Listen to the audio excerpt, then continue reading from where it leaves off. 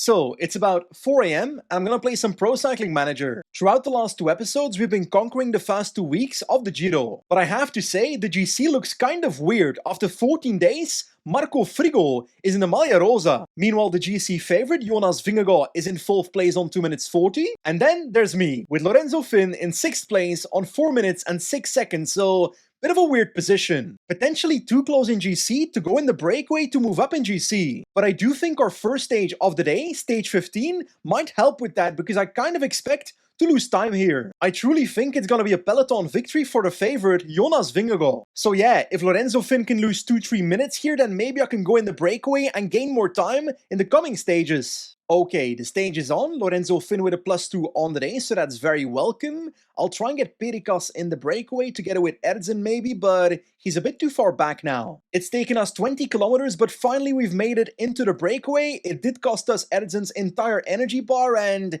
it looks like he might drop. Let's hope he doesn't. 12 seconds later. Well then, I guess Erzen is gone. Anyway, still a pretty long time until the first climb, and this break of 21 riders, Perikas is not looking too fantastic, and the gap to the peloton is only 1:20, so I don't think this break's gonna do it. Honestly, the tempo in this breakaway is ridiculous. Lots of riders already off the back, including Pellizzari, also Sepkus, Soler. We are off the back, only 10 seconds, but my energy is not looking too fantastic, so let's drop it to 75 so we can try to come back in the descent. 1.5k to the top, and Perikas is now 3rd on the road. Yates takes the KOM points, but I don't really care. Let's try and get over the top and get back to them. Slowly moving to the second climb now, but Perikas is not in a great position. 2 minutes behind the front of the race and a minute ahead of the 2 riders behind, so it might actually be better to wait on them. I'm not sure it's the right decision, but I decided to wait on these 2 riders so we can work together to try and catch back the breakaway. Oh snap, on the Vergogne climb, lots of riders have caught up with us, including solid climbers like Felix Gall, and we're getting dropped by the second breakaway now, so I really think that Perikas is done for today. And actually, I'm literally gonna wait with Perikas on the peloton to make sure I've got an extra domestique there. There we go, halfway that climb, and Perikas is now in the peloton. Serrano is basically done for, Feldhofer as well, so it's already down to Perikas to protect Finn, who's still in a pretty good position, so we're looking solid so far. 3k to the top of the second last climb, and the peloton is thinning down one by one. 40 riders left here, and I feel like we're gonna lose more before the top here. And sadly, Andrea Perikas is one of the riders dropping, so he's basically gone. Only Omerzel left for Finn, so not that great. One thing is pretty certain though, it looks like the break is gonna win the stage. Simon Yates or Bilbao, 3 minutes 40 on the peloton, so I think they're basically gone. Anyway, on to the last climb of the day, the Cogne climb, steeper at the start than at the last portion, so let's try and keep ourselves in position and in the draft. This is important. Honestly, I can barely believe it, but look at this man, Frigo is still in this peloton. But as you know, before the stage began, I said I would like to lose time on the stage to go in the breakaway on the next stage, but it's starting to look like I won't lose time after all. There comes a move. Is that Jonas going? Yes, it is. Jonas Vingegaard together with Riccitello and also Tom Pidcock. Almeida chasing down. Are we in the group? No, we are not. We are not. Ay, that was a mistake. That was a big mistake. 12 seconds later. Okay, I'll take it. They literally let me come back. I did not see that coming. Lots of new attacks, but I can't follow that. I need to do my own tempo, even if it costs me the draft, but I think I can stay in this group right here. And actually, once again, Vingegaard has been caught, and he goes again, and now I'll try to stay in this group right here, but Marco Frigo is trying to close down Jonas. Lots of riders dropping. We are running out of not even yellow bar. We don't have a yellow bar. We're running out of red bar right now, and it looks like, actually, is that the break? Yes, it is. Simon Yates is right there, so Jonas could win the stage if he attacks in the final kilometer right now, and I'm gonna go myself. I don't have the energy, but Simon Yates still wins the stage by a mere 15 seconds, and we somehow, despite dropping multiple times in the last 10k, we somehow still finish in the GC group. That is crazy. Now, my plan was to lose time today, so I'm kind of not sure how to feel. Well, technically, we did lose 6 seconds at the finish line, so we did lose time, so mission accomplished, question mark? Anyway, still in 6th place on 4 minutes and 12 seconds, so I'm scared that I might not be allowed in the breakaway on the next stage. And to be honest, stage 16 might just be the Queen stage with the Goletto di Cadino, which I don't actually know that well, but pretty big climb, followed by the Passo del Mortirolo, a monster climb, and finally Santa Cristina, also quite steep. Not surprising, but Jonas is once again the favorite. But I said it already, I want to go into the breakaway with Lorenzo Finn, if the competition allows me to. Oh, come on, starting off with a 0 day only on Lorenzo Finn, so 76 Mountain. Let's try and get him into the breakaway in the wheel of Zak Erzen right now. Let's see what happens. Lots of riders on the road trying to attack to the point that we have a 22-man breakaway, but can I move towards that? Come on, Omerzel, don't get blocked in now. Move on the left side of the road with Perikas in the wheel. We've got Caruso, the plus, lots of riders joining, which is fine. I need help in the breakaway as much as possible. The Perikas and Omerzel move did not work, and Olaf Koy is now pacing behind the breakaway despite having multiple Visma riders in here. Anyway, the fast climb is slowly but surely starting, and a pretty monstrous climb as well. Erzen is my only rider with Finn in the breakaway, so I'm not feeling great about this move. But one benefit, Olaf Koy is done for, so maybe I can now make a move on the left side of the road with Omerzel and Perikas. What does that do? Honoré comes to the front. Ay, ay, ay. It does look like Perikas and Omerzel are both getting caught by the peloton, so a waste of a move there, but anyway, I'll focus on Finn in the breakaway. We're losing Erzen pretty soon though, so one rider left, Lorenzo Finn. And the fast climb has literally only begun, so this is a very high-risk play. So wait a second, Visma is pacing in the peloton, and when I go to the breakaway, it's also Visma pacing, so they've got some weird strategy going on. 1.7k to the top of this fast climb, and I'm completely doomed when it comes to energy, so I'll just try and get over the top as close as possible to these guys to try and catch them in the descent. Anyway, in the valley now, and the breakaway has come back together, a group of 6 riders instead of 20, so quite a bit smaller. 3 riders of Visma though, also one chasing, that is Kus, and in the peloton, it's also Visma pacing, so they don't have many domestiques in the peloton, which is great for us. Perikas, what are you doing? You're on automatic and you've decided to attack from the peloton for no reason at all. Why are you doing that? Get back to the peloton. Okay, now it's time for the Passo del Mortirolo, a mythical climb in the history of the Giro, and we're still in the breakaway. My yellow bar is not looking too fantastic, but I'm hoping that it's similar for the rest of this breakaway.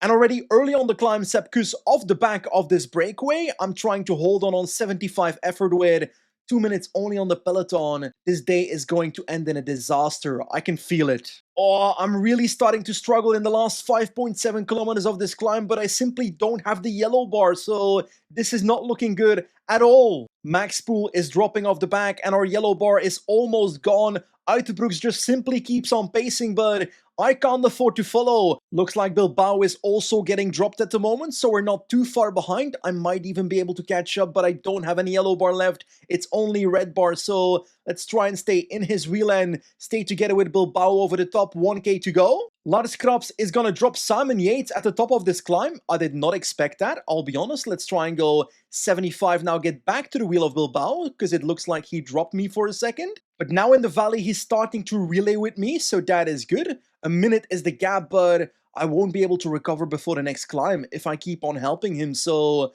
this is looking so bad for a... What the hell, Bilbao? Why did you do that? That is so evil! I'm all alone now, and there's nothing I can do! I'm f***ed. I'm completely f***ed. This is done for. Genuinely, it might be best to wait on the peloton right now. The gap is still 50 seconds and the next climb is coming, so I think I have to wait for the next group. This stage is an absolute disaster class. Now on the second last climb, the small Telio climb, 4.8 kilometers at 9%, so it's actually quite steep, but I'll just try and hold on to this group and save as much energy as possible for the final climb. There we go, over the top with barely any yellow bar left, but now we gotta try and recover as much as possible in this descent. Oh my god, you can't be serious. I was getting water in the descent, and I got dropped because Ghana decided to open the gap.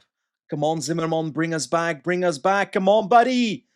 I've gained no yellow bar in this damn descent.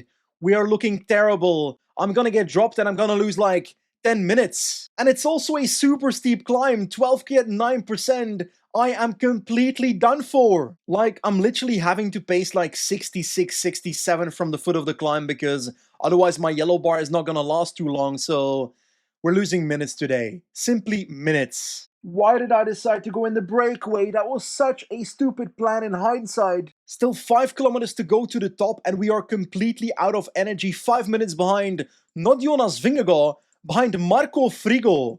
Where even is Vingegaard? Marco Frigo is getting dropped by him right now. Vingegaard together with Del Toro and Riccitello right now. Almost 6 minutes 30 ahead of me, so... Marco Frigo's back! How? How is this man gonna survive another stage? Not losing a single second as well. In the last kilometer of this climb, man, Marco Frigo is still here. How is that possible? In the last 1.6 kilometers, Pidcock is also at the front of the race, so he might win the sprint here. Del Toro and Almeida are not too far behind, but it's gonna be Tom Pidcock winning in Africa, which is somewhat of a surprise, but hey, we are 9 minutes 25 behind. We're still climbing. We are still on the damn climb! Pacing as much as I can in the final kilometer, but does it even matter? I'm finishing on 11 minutes at the end of stage 16. A complete disaster class. Ay, ay, ay, ay, ay. I'm sorry, but finishing in 40th place is probably the worst outcome to any Pro Cycling Manager stage I've had ever. Dropping all the way from 6th place to 13th place on 14 minutes and 49 seconds, so far back. And I don't understand, but Marco Frigo is still leading this Giro with 2 minutes 40 on Vingegaard. He keeps on driving. Anyway, stage 17 is once again a mountain stage, but this one looks like a breakaway stage. But sadly, because I've sent Lorenzo Finn to 1 billion races this year, he's actually very tired, negatively impacting his form every day. That said, our man is our only hope for a top 10 in GC, so you gotta go in the break, buddy. Okay, Kopecky and Finn start pretty much towards the front of the peloton, so that is perfect. Let's try and make sure they start pacing, and the rest of the team can actually also make their way to the front because I want to get as many people as possible in the breakaway. By the way, look at the weather conditions. Already super rainy. I think it's about to snow pretty soon as well because starting off with a climb immediately from the get-go. There goes Kopecky. We've got Frigo responding to that. Really? You can't be serious. Do I have to go with Finn myself? I think I'll have to. Kopecky stops and there goes Lorenzo Finn with Uiterbrooks, but we're not looking too fantastic. That said, I will follow now with Perikas and try and catch up with Finn with Perikas and have 2 riders in the break. And also Jakob Ommerzel, 3 riders in the breakaway. I'll keep going. Number 4, Veldhofer in the break as well. Closing in towards the top of this first climb, the Passo del Tonale. Finn is in the breakaway together with Perikas and Ommerzel, so 3 riders up here. Veldhofer is still bridging alone, so a bit more trouble for him. Oh my god, Perikas has fallen, Steinhauser, Lesser, lots of riders have crashed in this breakaway. That is far from ideal. Veldhofer is going to wait on Perikas now. There we go, Veldhofer with perfect work, and Perikas is back in the breakaway. Now Veldhofer can protect Lorenzo Finn with a -1 on the day, so considering the final of the stage is pretty hard, I don't think I'll win the stage. But actually, I don't care, I just want to move into the top 10 of GC. But despite having 2 riders in the breakaway, Ineos is the team pacing in the peloton and the gap is only 2 minutes, so it's not looking that fantastic for the break, for now. On a small climb in the middle of the stage, and I do expect some people to go for the KOM points, every single person in this group. This is so unrealistic, and Veldhofer is dropping now, so this is far from ideal. And a few K later, it's clear that Veldhofer will not make it back to the breakaway, so down to 3 teammates, but what's happening in the peloton 2 minutes back? 45 people left, so Ineos is shredding it. But hey, 50 kilometers to go and the second last climb is about to begin. I tried to save as much yellow bar as possible on Finn, but not a full bar, so not ideal either. Wait a second, Ineos paced the entire stage to attack just before the foot of the second last climb with Riccitello from the peloton? Was that your strategy, buddy? Anyway, not my problem. The climb is starting. The Passo del Vetriolo. We've got 11.6 kilometers at 7.8%, so pretty tough climb and a bit of a gap forming ahead of Ommerzel, but I don't want to be the one closing that. Okay, the gap closed itself, but now I gotta make sure I don't get dropped here, so I gotta keep following in the wheel. But pretty early on the climb, we are in trouble with both Ommerzel and the rest of our breakaway riders as well, because we're off the back, setting our own tempo to make sure we survive the climb. Like, sure, Pellizzari is a much better climber, but I still expected to follow this group on this climb, but no, that's not the case. Leaving Perikas behind a kilometer before the top, Finn is now trying to close down rider by rider, but not exactly close to the front. 9 riders still in the front group, and we are a minute 38 behind right now, but still 4 minutes 30 on the GC group, so we've got a bit of margin. Okay then, 20 kilometers to go, including one climb with 3 riders in my group, Steinhauser and Soler, trying to make them work together on 65, something like that, but actually, the group's only 1 minute ahead, so I don't think I should pace behind them too much because I need my energy on the climb. Now halfway to Monte Rovere, 8.2 kilometers, 9.1%, pretty serious climb, 4 minutes behind the front of the race, but 3 minutes on the GC group, so actually pretty solid for us. We could take some time back. But now comes the attack in the GC group, and my man Vingegaard is catching up slowly but surely right now, so we gotta try and make sure we keep on pacing in this group with Finn. But Jonas is catching us at the top of this climb. We gotta try and hold on to his wheel somehow, even though I've got no yellow bar left, so it's all about survival. And I don't think we'll survive too long. Like, I'm sorry Jonas, but I'm not gonna pace with you, and even if I wanted to, I've got no red bar, I've got no yellow bar, I'm literally about to drop, so the only thing I can do is sit in your wheel, but the other GC riders are coming as well, so we're doomed. We might even drop here. Actually, I don't think we will. Downhill to the finish now, so let's try and stay in the wheel, and let's try and finish with these GC riders. There we go, last 1.5 kilometers, and Marco Frigo is once again still in this group. He will lose some time though to the big GC riders, which is Vingegaard and Del Toro, but I think he's still in pink, which, that is crazy. Completely done for on the line though. Imagine if Marco Frigo wins the Giro. That'd be insane. Anyway, the stage was won by Cristian Scaroni, the nuclear man, but we finished on 22nd place on 7 minutes 37, but with the GC riders. Oh no, I was actually expecting to move up in GC, but we dropped from 13th to 14th. That's bad. I'm actually really not sure that we'll be able to get into the top 10 of GC by the end of this race. Especially because instead of getting a fitness peak with Lorenzo Finn, he's literally getting more and more tired by the day. And I don't think I need to tell you, that is very bad. Anyway, Finn does get to relax one day because there's a sprint stage on the menu on stage 18,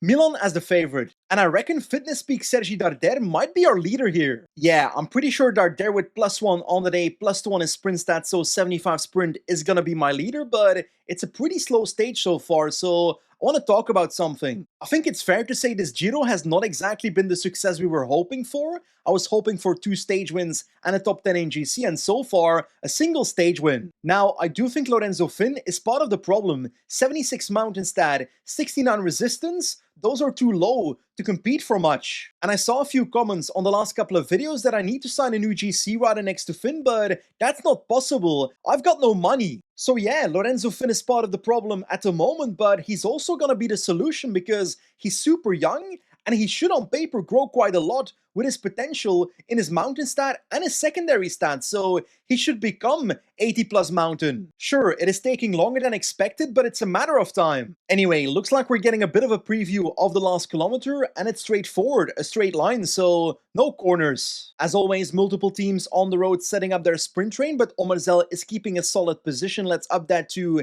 87. 4.3 kilometers to go, pretty chaotic at the moment. Edson about to take over with 3.5 kilometers to go, and Darder is not too far behind. Can I launch behind this corner? I think that is the plan. Wait. Not yet right now. Kopetzky in the wheel losing some red bars, so that's normal. There goes Kopetzky. Darder is not in the wheel. Darder is now in the wheel, but he's almost out of red bar, so I think it's gonna cost us.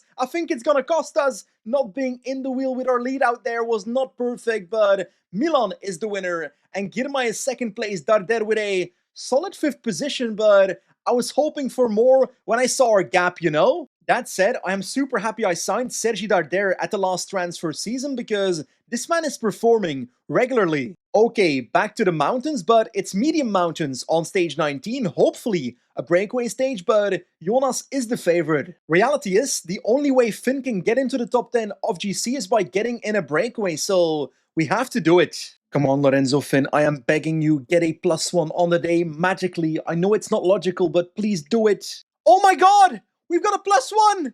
We've got good form, guys! Kopetzky, get our boy to the front!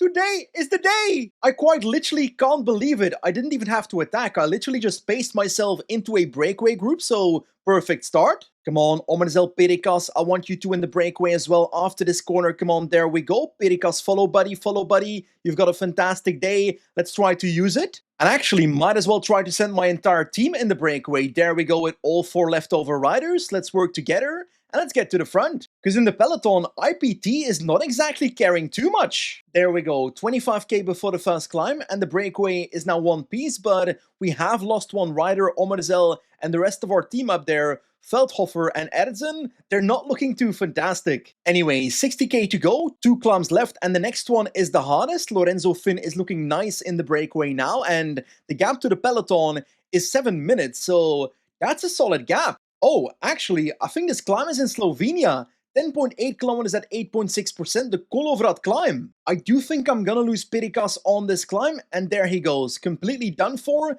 Finn has to stay in contention now. Come on, that's a gap. That's a gap. I accidentally went to 71. My own tempo into the final kilometer over the top, and let's try and work together with Pellizzari to get back to the front. There we go, back in the front group, and now I'll sit up on 25 to try and recover as much energy as possible. Anyway, slowly moving to the final climb, not the hardest climb in the world, 7 minutes and 47 seconds on the peloton, so the breakaway is winning. But the question is, how much time do I take in GC? Okay, intermediate sprint, so let's try and take some bonus seconds, why not? But now it's time for the actual work to begin. The final climb is here. Santuario di Castelmonte, 7.8 kilometers at 6.1%, but there's some downhills in there, so steeper than expected in places. There comes a first attack. I'm gonna try and make the others close that down for me because I don't feel like making moves yet this early. On 87 right now, trying to spend some red bar to try and stay with this group here. Energy Gel right now, it's 3 kilometers to go, so I gotta move up. But I am somewhat struggling to do so. We've got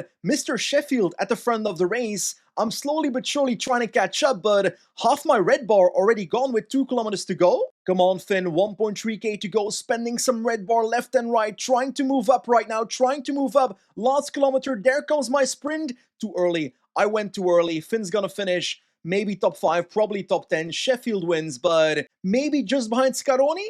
I think that's gonna be the case, but the most important question is, how much time do we get on GC? Attacks by Del Toro, Vingegaard and Bilbao 5 minutes behind me, so it's not gonna be much more than 5 minutes I think that we take, but where's Frigo? Frigo's in trouble. Frigo's got no red bar left. Not looking too good. Looks like Jonas Vingegaard is going to be finishing on 5 minutes and roughly 33 seconds of the front of the race, so about 5 minutes behind us. And Marco Frigo is losing another 45 seconds, so his pink jersey is slowly but surely losing color. Like sure, Lorenzo Finn did not win today's stage, but I'm just happy I could compete for once with a +1. Oh la la, that is fantastic news. Lorenzo Finn is back in the top 10 on 8 minutes 42 with Bilbao, Almeida and Arensman not too far behind, but we are top 10, so that's good. And by the way, Marco Frigo is still leading the Giro by 1 minute and 34 seconds, so it might be possible. But I must confess, I completely forgot about stage 20,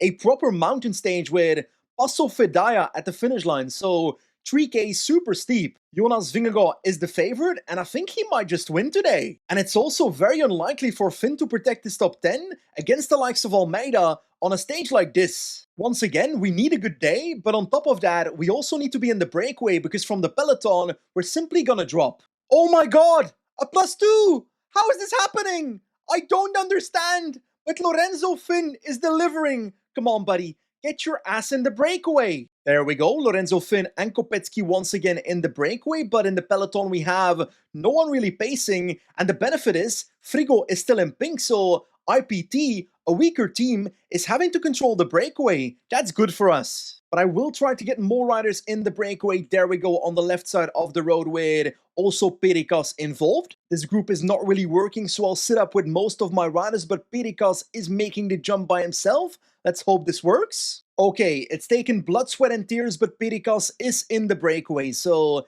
that is perfection. So I'm going through every rider in this breakaway, and there are some riders between P10 and P20 in GC, but we are the closest rider in GC in this breakaway with Finn, so that's great. Anyway, Passo San Pellegrino, very steep but not the biggest climb in the world, so I don't think we'll have too much trouble surviving this with Lorenzo Finn, but Pericas is about to drop, so we're gonna be solo. 2.5 kilometers to the top, and the gap to the peloton is a massive 8 minutes now, so that's exactly what I was hoping for. There we go, that is Pellizzari, Bonnu as well, but it looks like it's gonna be KOM points for Simon Yates again, or maybe the Ineos rider, the Plus, but we are not too far behind. Let's try and work together with Uiterbroeks. 64 kilometers to go in a valley before the Passo Pordoi, the second last climb. Not the craziest climb, but the breakaway is back together to 7 riders. I am trying to recover my yellow bar a little bit though. The gap to the peloton is dropping though, not just IPT but also UAE pacing now in the peloton, and it's now 6 minutes 47 only to the breakaway, so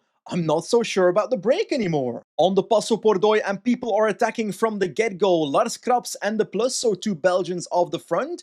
I'm pacing on 67, I don't want to do all the work. Yates, you've got Uiterbroeks. You should be pacing. Actually, I think I know why they're not pacing. Bonnu and Uiterbroeks are both done for, and they're about to drop.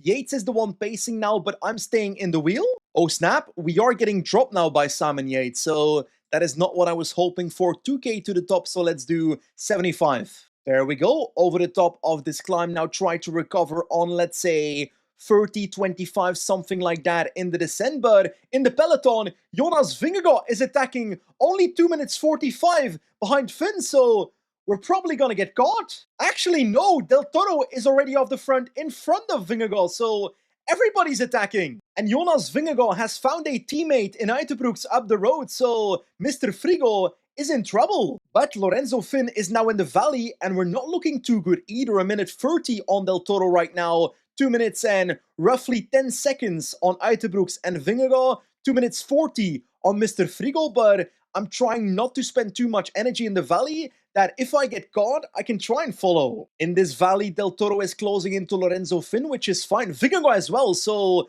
I'm gonna have 2 people that will most likely pace with me. I might as well wait on them because there's no point in staying 10 seconds ahead here, and let's try and recover with them. We've got a very small descent before the final climb begins, and of course the last portion is super steep.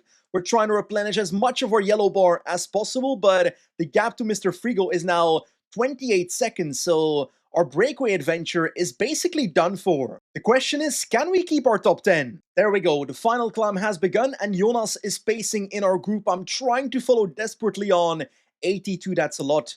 I don't think I can keep that up for the entire climb. Almeida and Riccitello have caught up with us. I'm still staying on 78 for now, 6 kilometers to go energy shell. Why not? But now in the last 3.7k, I'm doing my own tempo with Finn because I want to try and survive the stage, and my yellow bar is not exactly looking fantastic, but where's Marco Frigo? He's gone! Marco Frigo is in Narnia and is losing his pink jersey on the final mountain stage of this Giro. That is heartbreaking. I wished he could win this. Looks like Del Toro's also done for, actually. It's only Jonas Vingegaard with Almeida who's moving up, and Almeida, I don't like that. I don't like that. He's 12th in GC, so he's gonna pass me. Jonas Vingegaard, the Danish fishmonger, is winning stage 20 of the Giro ahead of Riccitello. Joao Almeida has blown up in the final kilometer, but so has Lorenzo Finn, so we're done for. Lorenzo Finn is finishing 14th on this stage, and I don't know what that means for GC. I really do not know what GC looks like after this stage. We lost 4 minutes to Almeida, so he's gonna pass us, but Florian Stork lost 3 minutes to us, so we might pass him. I guess it's time to find out. Ooh, 10th place still, so we somehow made it happen. Schachmann lost 4 positions, but he's still ahead of us, but Florian Stork is now 2 minutes 31 behind, so our top 10 might be safe. Because remember, this is not the final stage. There's a time trial coming. But I think it's fair to say Jonas Vingegaard with a gap of 3 minutes 49, taking reign of this Giro on the final mountain stage. He's not gonna lose this anymore. That said, Marco Frigo, what a glorious Giro d'Italia for that man.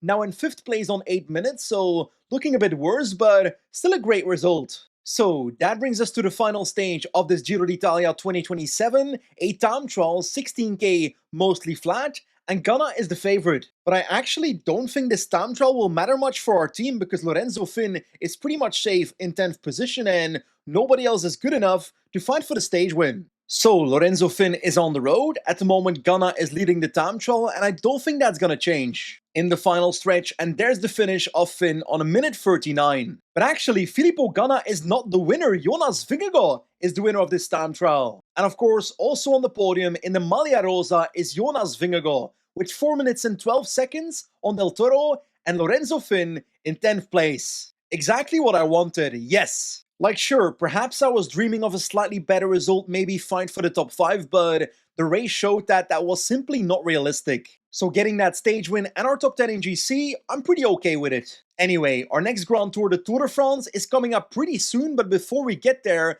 I do want to ride the Tour de Suisse and the National Championships, but I do think I might skip the Dauphiné because we don't have a great team on the start list there. But of course, all of that is for next time. As always, thanks for watching, and I'll see you soon. Goodbye!